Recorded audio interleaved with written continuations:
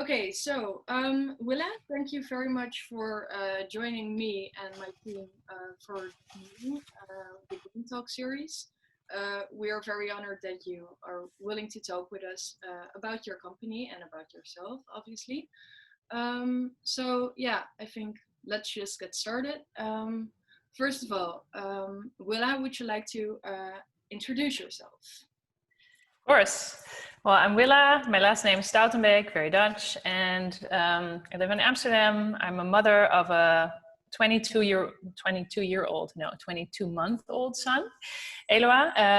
I'm married, and I founded W.Green around 10 years ago, November 2010. So almost 10 years. And W.Green is a branding and communication agency. And since the beginning of W.Green, we've only focused on sustainable brands. Offering them a platform, helping them to become more sustainable, and also helping them with sharing their stories in an authentic way. And I know authentic sounds like a horrible container expression nowadays, but really trying to dig deep into the core of a brand and helping them to share, what their true purpose is as a company. Okay, nice. Thank you. Then you actually already explained the second question, which is, could you explain what W.Green is and what your job within W.Green is? Maybe you can explain what you particularly do in W.Green. I'm the mother of penises within W.Green. I know a lot about penises, and I try to explain that to my... no, I'm just kidding. Sorry. I had to warn you maybe about my bad sense of humor. But I do like to talk about penises, and I have a penis cup accompanying me today, which my colleagues gave me. But no, I am actually the founder. I'm also the joker and the creative director. So that's my job within the company, trying to keep everyone on their toes, trying to keep everything lighthearted, and trying to set out a course for W.Green as a company. Okay, cool. And what do your day-to-day tasks look like, and also the day-to-day tasks of your colleagues? What do you do?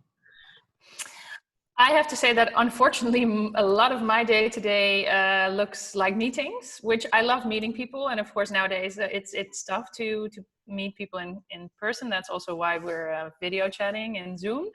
But yeah, a lot of meetings. And I think my role is to kind of have that clear overview, help brands to set course, like on the strategic part of the process. But I think also creative direction is something that that fits me really well. So for me, it's always easy to see what kind of direction a brand should take. I do have to say that I work in a very intuitive way. So sometimes it's hard to explain like what I do and how I do it, because it comes from like a very intuitive place inside myself, I guess. But also, I guess that's because I've worked for many years in this industry now. I worked within the sustainable angle. Sorry, I'm just going to rephrase that. So I've worked in the sustainable part of the business now for almost 10 years. And then prior to that, I worked in the same industry, so fashion and lifestyle, for another 10 years. And although I'm only 37, unfortunately, I didn't go to university or college. I started working when I was 17. Okay. So, yeah. Okay, that's interesting, because one of our audience on Instagram asked a question, which is, how can you get such a job? What kind of experience / school do you need?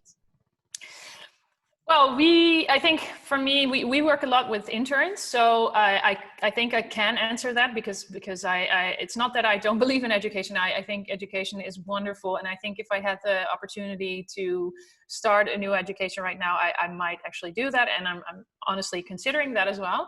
But at the time, I was just struggling with like finding the right path for me, and school at that time didn't really fit me, also that stage of my life. But I went to 7 different high schools, and I couldn't really follow the path. And I did actually go to college with a friend of mine for a couple of times, and I really enjoyed it, like at the UvA as well. I guess like at that stage in my life, I couldn't relate so much. And it did give me maybe a setback, especially maybe a mental one, because I always felt that that I had to overcompensate and I had to prove myself twice as much or 3 times as much, because I didn't have that paper, I didn't have the education.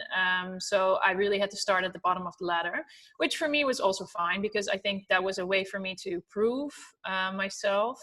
So I really had to go, really had to start at the bottom, and I had to work my way up from there. And I do realize that when I was doing that, that was also a moment in my life when, or that was in a moment of time when it was easier to do that. I think nowadays the market has completely changed. So it's far more difficult to get somewhere without, without an education. But in my days, fortunately, if you worked hard, there were a lot of jobs available. So that was definitely in my advantage, because otherwise I don't know if I would have gotten this far. But funny enough, I actually worked for 2 owners, like 2 bosses, so to speak. I never like to call them bosses. I don't call myself a boss, but employer.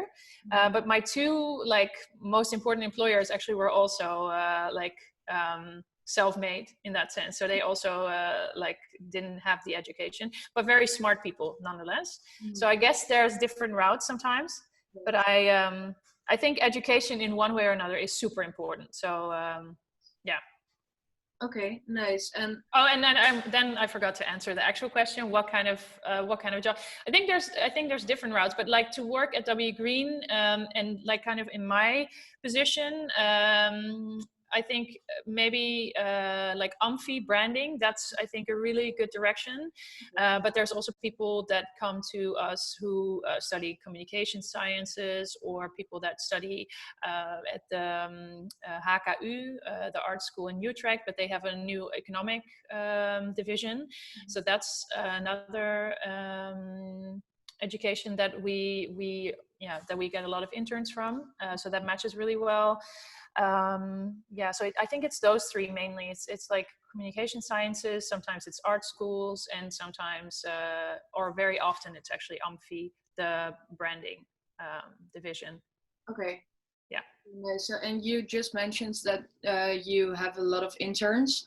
How does this person come into your agency? Do you look at special attributes when you hire someone, or what is this? Yeah, of course. No, so we look at a couple of things. So we don't always have a lot of interns at the same time. We have around 2 or 3 at the same time, because we want to make sure that we are able to offer them a real valuable learning experience. I think that's really important to us, and of course also very important to them. So we want to have enough work for them, and we think it's really important that they also get a certain number of responsibilities to really understand what a company is about, because I think in school, you of course learn all the theory, like the theoretical version of what your job would be like or should be like, and then I think the practical side of it is very different. So we are always looking for people that have a real drive to learn something, that are curious, proactive. For me, I would also give people an opportunity if they, for instance, wouldn't study, and we've done that in the past as well. But to be quite honest, that is always a really complicated situation, because I think it just makes more sense if it's part of your educational process than what it is. But of course, I can't really be too harsh on that, because then I would have never had any opportunities myself. So I keep open-minded, and I always have a trick. I always give a couple of examples of stupid stuff that we do around the office, like cleaning the toilet or other things, and I look at how they respond, like how their eyes respond to when I say something like that. And those aren't actually jobs they ever have to do. But if I see eyes rolling back while I'll say something like, you have to also clean the toilet, because I also clean the toilet. And then I recognize something in their eyes, and that makes me understand what kind of, attitude they have. Because I think a positive attitude to just take on everything is really important. And I think it's those people actually that get the most opportunities. And I think there's a lot of people that are have a sense of entitlement, like I'm supposed to come here and learn, and you have to learn me this, and this is the opportunities that you should give me.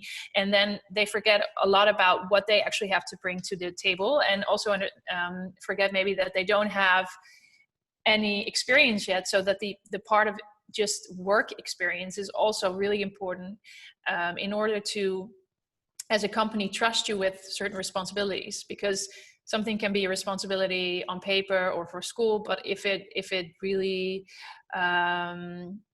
if there's clients involved and payments, etc., like it's a different ball game. And so it's important that people are willing to willing to take on true responsibility. And of course we're always there to back them up, like we'll never leave them, or we'll never leave them alone or not help them. But it is it's really important, like how your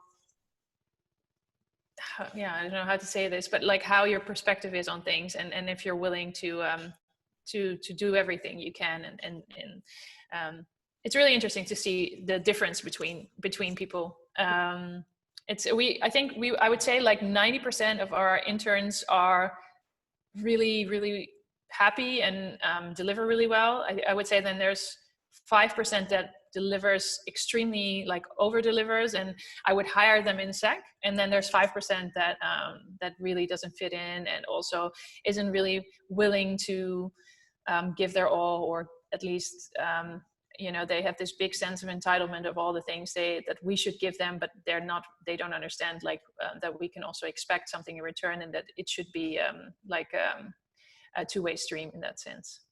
Okay, nice, interesting answer. I just thought of this. Do you mention a difference in girls or boys coming into your company for an agency? Yeah, for me, for instance, inclusivity is really important. So I remember that at one point in time, we had a press day, and so that's a day where we host like some kind of press market. We rent a really nice studio place, and then or studio space, and then we invite all the brands to come and broadcast their stories. And then at the end of one of those days, we took a team picture, and we're all like excited that it was such a success again, et cetera, et cetera. And then I saw like a full range of blonde girls. And then I was like, holy fuck, this is not me and what I stand for in life. And they were all, of course, very hardworking, amazing people, but it still didn't really represent my view of the world, so to speak. And I was quite shocked, because for me it's really important to be an inclusive company in many ways, whether it's gender or whether it's like background diversity. But even me, who thinks this is a really important topic, it just kind of slipped by me, and I didn't realize until I saw that picture. And then I wrote an article. Just I think on my Facebook, and then like a quite big blog, they asked if they could repost it, because they really thought it was an interesting article. And unfortunately, from that moment on, we became more aware of that, and also towards gender. But I have to say that I would say 99%, maybe even 99.5% of all the applications that we get is female. Yeah, that's why. And to be quite honest, like I think we have the experience of two boys in our team. One was an employee, and the other one was an intern. The employee didn't really work out, so we kind of had to let him go. And the intern was amazing. He also studied at Amphi.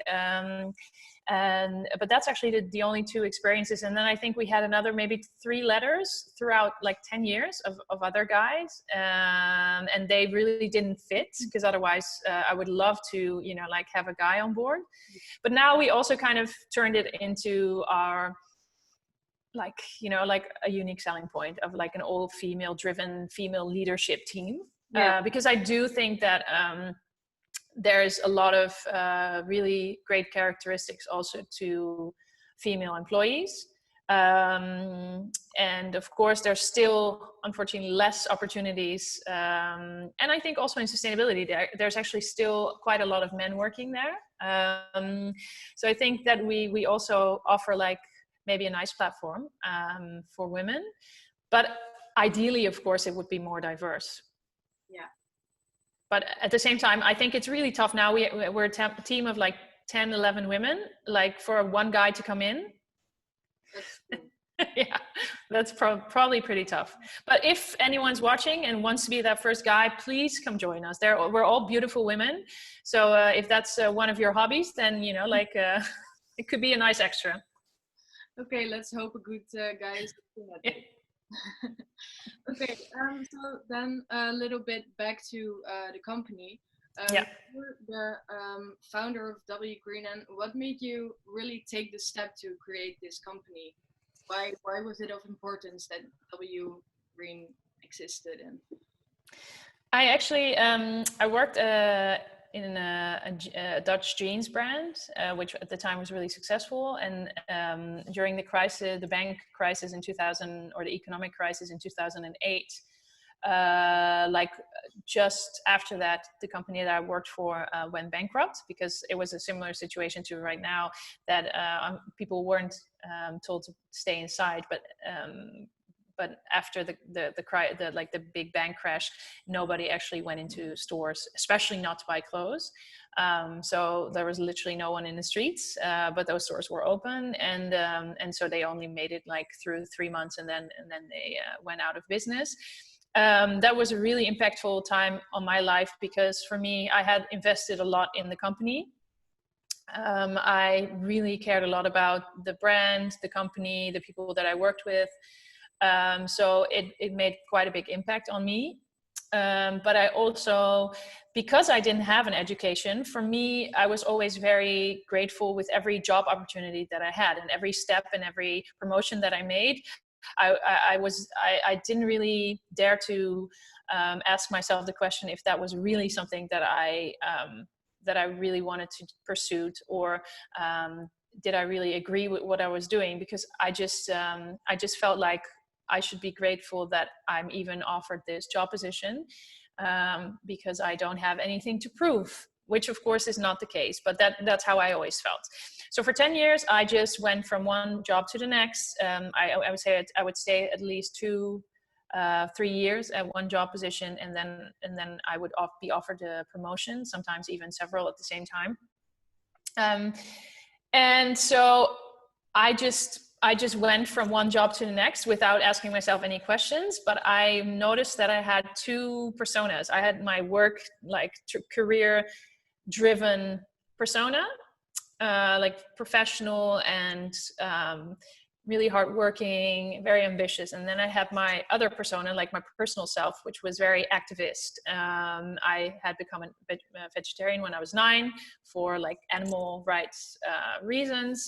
I had always been very much involved in politics. I have like pretty outspoken political ideas. And to be quite honest, those ideas didn't really match with the job that I was working in, because I was a marketing manager in fashion. So you can understand that if you're like a left-wing activist and then also yogi, it doesn't really match with like a marketing manager in fashion. But I'd never dared to ask myself that question or look myself in the mirror. So when the company went bankrupt, I actually coincidentally, and probably also due to that, had a burnout, which kind of threw me back to myself. I was 27 at the time, and it made me think like long and hard how I got in that situation and how I was going forward. 1 year that I took like a little bit of a break from my normal reality fashion. I went to Brazil, and I worked in a center for like reintegrating kids that ended up in the streets, or preventing kids from ending up in the streets. like not in Rio de Janeiro, but in a smaller city in Brazil, Maceió. And I also studied Portuguese there because, of course, if you want to have an impact there, then you have to be able to speak the local language, especially with kids. So I did that simultaneously, and I really wanted to pursue like a career in that kind of area of life. But I also realized actually that I had a very rosy idea of what that type of work like would be like. And when I was working there, I understood that there wasn't so much that I could do by myself in terms of impact, because the issues were so much bigger, government related, corruption related, culturally related. There were so many things there that I couldn't really do anything about. So I felt helpless. And so I decided to return back to the Netherlands and to my old job in order to make a lot of money. That was my idea. And then go back and open an orphanage or something along those lines. So I always had this kind of other idea of what I wanted to do. But that first experience was really humbling and really like a beautiful life lesson. But at the same time, it didn't really feel like I could make like an impact or a career out of it. So I went back and I kind of, went back to the fashion industry, and I pretended to be like, when I had to be like this glamorous, marketing manager or whatever, or go to parties and dress the part, look the part, talk the part, I would do that. And then in my personal life, I was a different person. So when that burnout came, I realized that was because I had been doing something for a long time that actually didn't reflect who I was. So then I went back to Brazil because that was a place in the world where I always would feel like really connected to myself. So I went into this kind of like eco jungle resort, and it sounds a lot more fancy than it was, because it was beautiful, but there was hardly anything there. It was there was no electricity. It wasn't like a fancy place, but it was a really nice place to connect to nature. So I did that, and the first thing that I experienced when I was there, I got really sick. I just like everything had to come out, I guess. And then after that, I started like gaining energy again. And that's also when my mind started to be able to like look beyond everything I had been doing. And then the ideas came. And then the idea was like, I would like to work with brands in a sustainable fashion, because that makes so much sense with who I am as a person. I care a lot about ethics, and I care also a lot about aesthetics. Which has also become my motto of W.Green, ethics plus aesthetics. But those two things are really important to me, and why not work in a way that I can combine those two? So my first idea was to start working as a marketing manager for some of those, or one of those brands. And so I started reaching out to some of those brands, and they all said, well, amazing, but sorry, we've just started up. It's just the two founders, so we can't afford to pay a marketing manager at this moment in time. And I was a little bit frustrated, but at the same time I thought, okay, well, if they can't hire me, then I have to start something to be able to offer my services to brands like this. And probably it's easier for them to work with me on a project basis, or from a client perspective, instead of hiring me full time. So that's when W.Green came to life. And that was I think the best decision I ever made. So 10 years almost now. Crazy. Cool. That's a whole story before it all happened. Yeah. Cool. Then the next question: do you have a vision or dream for W.Green? I used to always have a vision, and I'm not structuring, but I'm putting it under a loop. But my original vision was always that by 2025, that I would hope that we as a company would no longer be necessary in our current form, because the whole system would have already shifted to sustainability. What I've noticed is we've been working really hard for 10 years. Of course, we're like, a relatively small brand, or a relatively small company. I didn't really notice a shift in the fashion industry, not a big one, until January of this year.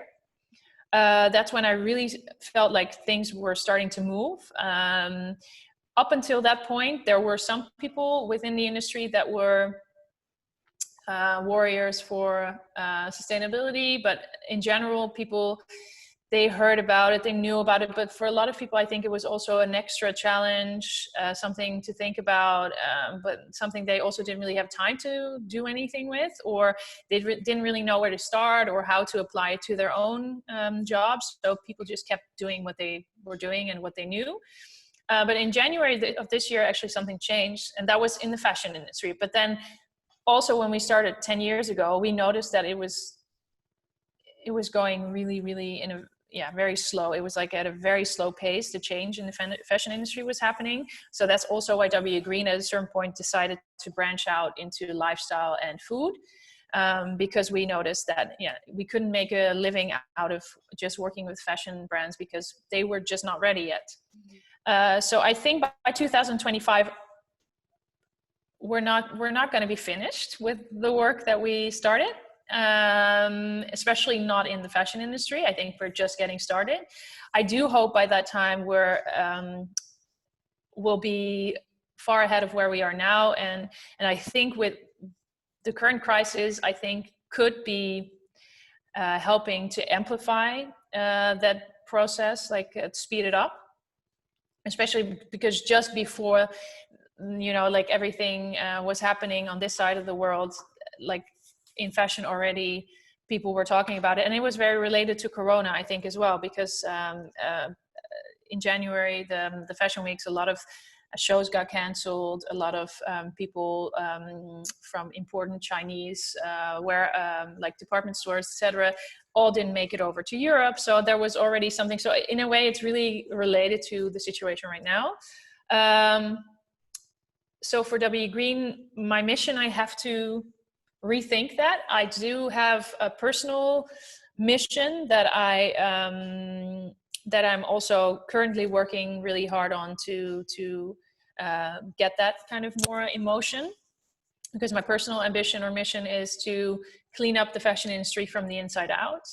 And what we've been doing up until now is really kind of inspiring the industry by showing the brands that are giving a good example and offering a platform, sharing their story. So that was really trying to inspire brands to do the same and showing them that it's possible. But now I think what would be my personal next mission is to help fashion brands to become more sustainable, because I think that is something they're really struggling with, because it's such a big change within the industry that needs to happen, and it's such a beast of a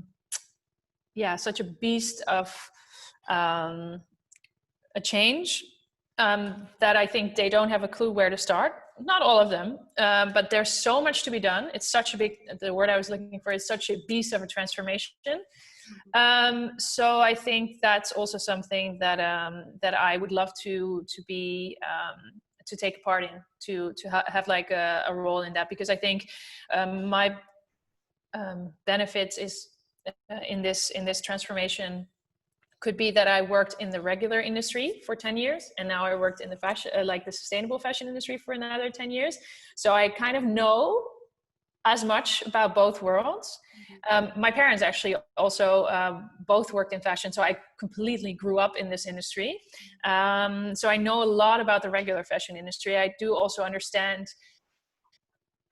all the like the sacrifices that are being made because of the aesthetics or because of bringing across a certain message. I don't agree with them, but I do understand how the system works, and I think therefore that I could also play a role in helping them transform into the next phase, which should be a completely sustainable industry. Yes. Okay, that's a beautiful mission, and let's hope it all works out. Let's hope so. Yes, as you already mentioned, it had been hard for money with this. What was the most challenging issue you've since you run this business? I always wanted to stay really true to my mission and to our beliefs. I didn't want to make any compromises in the field of sustainability or ethics. That was really tough because we had to say no to quite a few bigger possible clients. Also smaller ones that were really nice. I think it was, it's like it takes a lot of guts and also perseverance to really stay true to your beliefs in that sense and never compromise. So that was tough, but I'm super, super happy and glad that we did, because I think that gave us like a really great head start. And it also really, made us a very credible partner. So I think it wasn't always easy. And initially when I started W.Green, I had to work a couple of days next to owning my own company. So I worked in a fashion store, which was interesting because then I could really feel like what the market was like. And the other big challenge that I still don't have the real solution for is that if you look at the current system, and let's talk about the fashion system, because I think there's many things wrong with our current economic system, but let's focus now on our sustainable fashion, or not sustainable fashion, but the fashion system. If you look at how that economically has been set up, then basically you cut the cost at the beginning of the process as much as you can. So you cut costs. If it comes to materials, you always try to aim for like the cheapest option. The labor, of course, you try to find like the cheapest option. Basically, wherever you can cut costs or end up with paying as little as possible. Then when you end up with the product and the cost price of that product, then you can take quite a big margin, and that margin can then allow you to run advertising, work with a great marketing company, hire like a PR firm.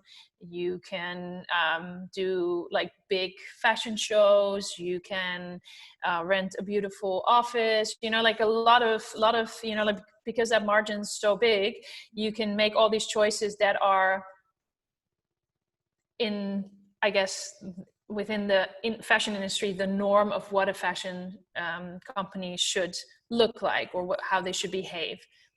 The companies that I work with, because they don't put so much pressure on the cost price, but they're actually paying fair prices for organic or sustainable materials, then they're also paying, of course, fair wages to the workers. Then like for instance their shipping process, because they're choosing not the cheapest or the fastest, but the most sustainable way.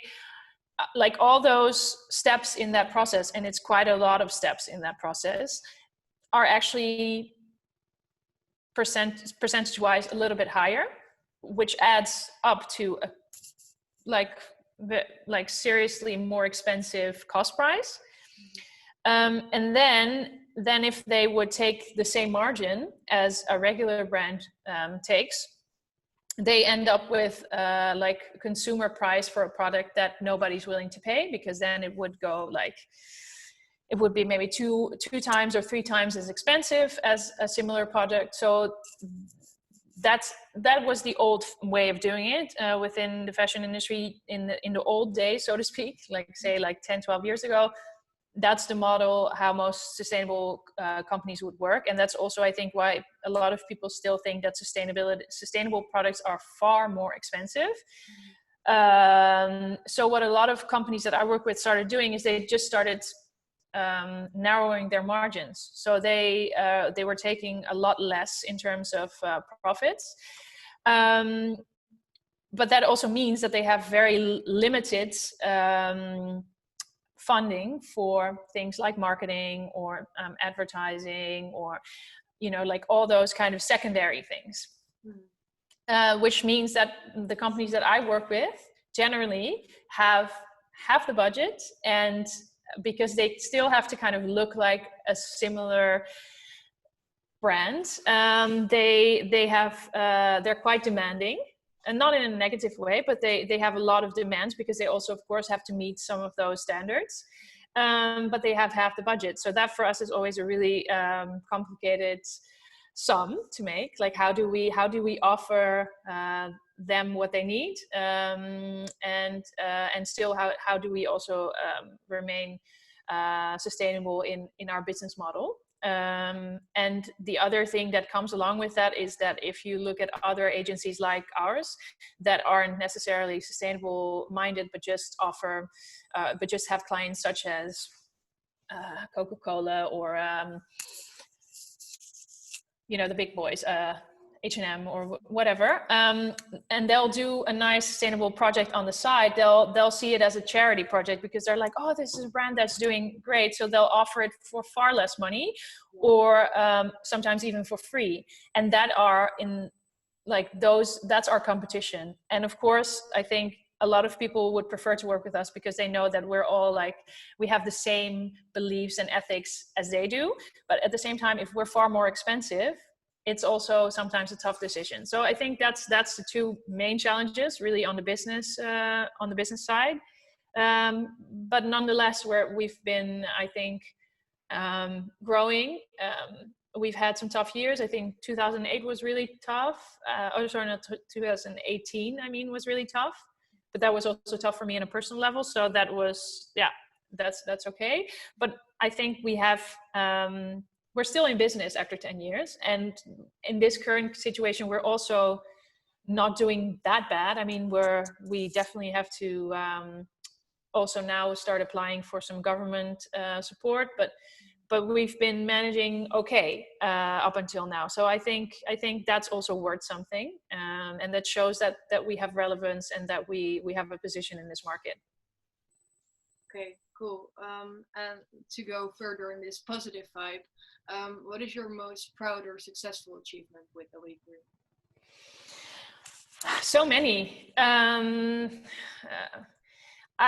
Sometimes I look at the portfolio of brands that we worked with over those years, and I can't even believe some of the brands that also approached us. Brands that I had been a fan of for years and years, and I was always scared to approach them because I always thought, we have to update our website, or we should wait until we implement the new identity, or we need to get our services a little bit more in check before we reach out to them. And sometimes then out of nowhere they actually reach out to us, and that's really great. And then they're super happy to work with us. And they're like, we worked with a brand from the US that I think is a really, really, really interesting company if it comes to sustainable and ethical brands. It's called Dr. Bronner's. It's a soap making company.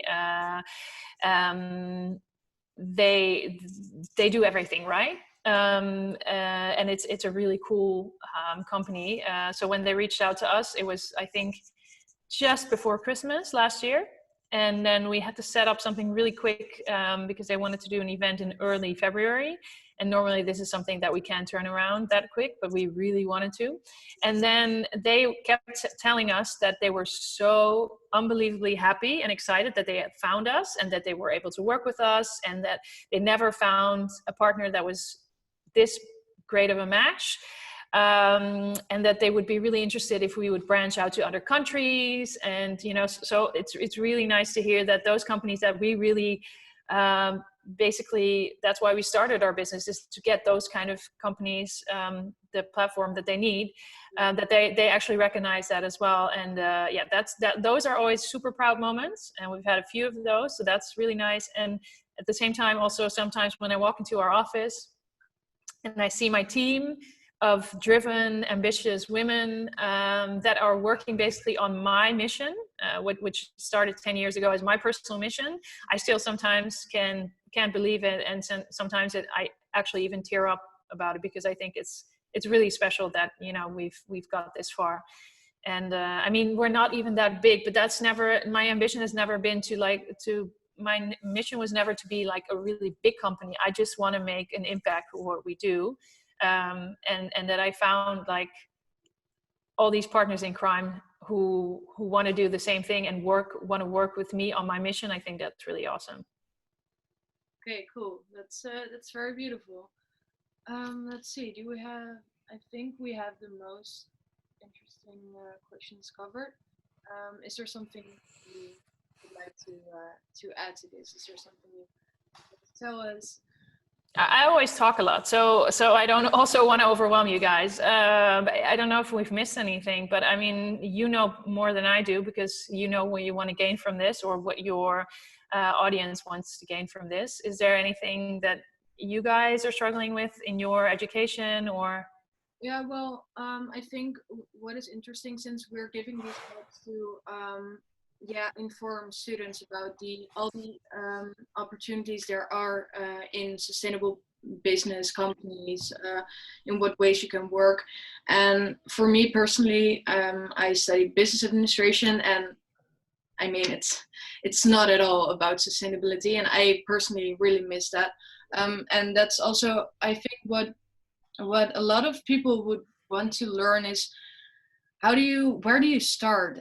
But we already talked about this with your personal experience and what kind of schools you can do. But maybe do you have any advice from whom are considering to run a sustainability startup or something like that?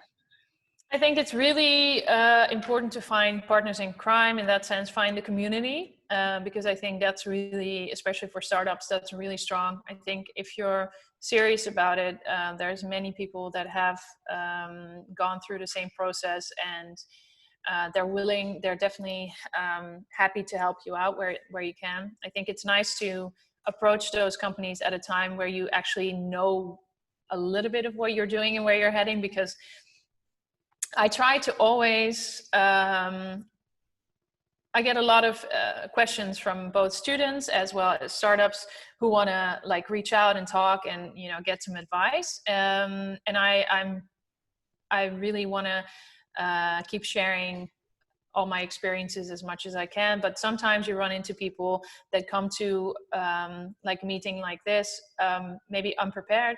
And then it feels a little bit like, it doesn't really then have as much value for both parties. And I think that's sometimes a shame, because it's really nice if you can help each other out. And I want to keep doing this, but it's nice if people on the other end of the table, take a little bit of some preparation and know what their why they want to meet with you and have maybe specific questions. Yes. And it's not because I'm opportunist but it's just nice if you actually then have something valuable to talk about, because I think that then for both ends you just get the most out of it. Other than that, I think it's important to understand why you want to work in this field. Maybe write that down for yourself. And I think if you're reaching out to a company, or if you want to start a startup, same thing. But let's say if you want to reach out to a company, it's really important that you express your personal reasons behind wanting to work in this industry or for this particular company, because I think that makes you stand out. I think people that express I get a lot of letters, like application letters, open application letters even, and some of them are really touch me because they express what it means to them.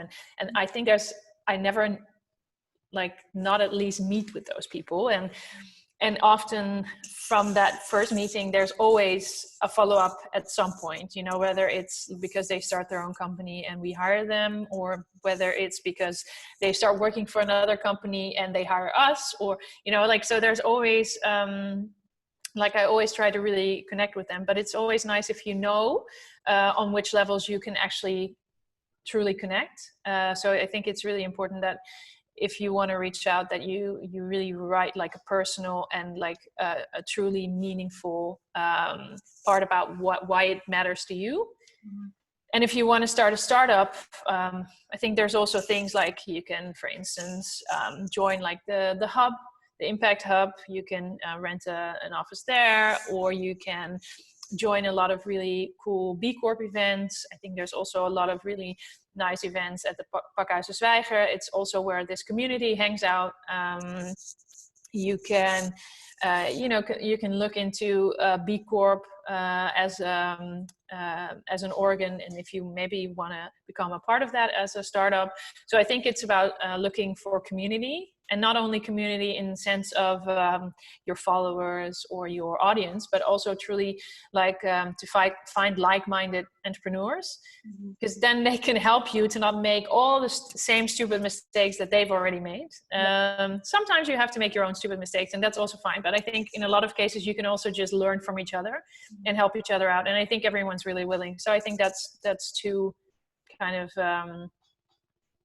pieces of advice that I can share. Okay, thank you so much.